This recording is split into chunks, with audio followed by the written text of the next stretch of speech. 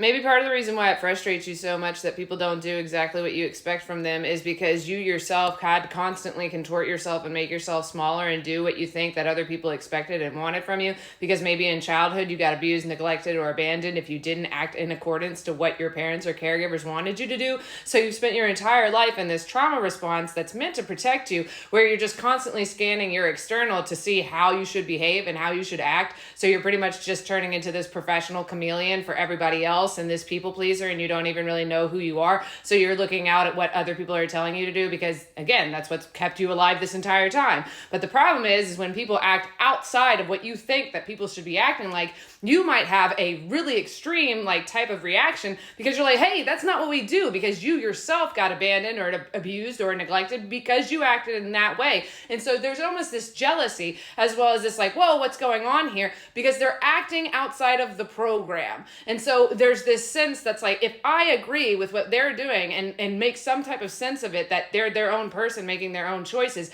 then that would go against the trauma and protection that I have towards myself, which would mean that I would have to accept and start to understand and work through and heal the fact that I'm not letting myself live according to how I want to. I'm constantly living into accordance of what other people expect or want from me. And this person's not doing that. Why aren't other people acting according to how I want them to act if I'm doing that? It's because they don't have to, and they're probably not in a protective coping response. And maybe they're incompatible for you, or maybe they need to just be your friend and not your romantic partner. Maybe they are an unhealthy person for you. In either of those cases, you need to be able to reflect and ask yourself, why am I so upset at this person? Ask yourself, how old do you feel? Are you right back there where you're 8, 9, 10 years old with your family or your caregivers and you're like, oh, this person's going to abandon me, neglect me, or whatever? What beliefs are running in the background? Do you feel regulated? Do you feel like you're going to be able to take care of yourself and keep yourself safe? Are you running on fear and protection, or are you running on self-trust and authenticity? Because there is a difference between keeping yourself safe because you feel like you're authentic and you're like, oh, this is just not for me, as opposed to being like, oh my gosh, everything's scary. I don't trust this person. They need to take care of me and they're not. And oh my gosh.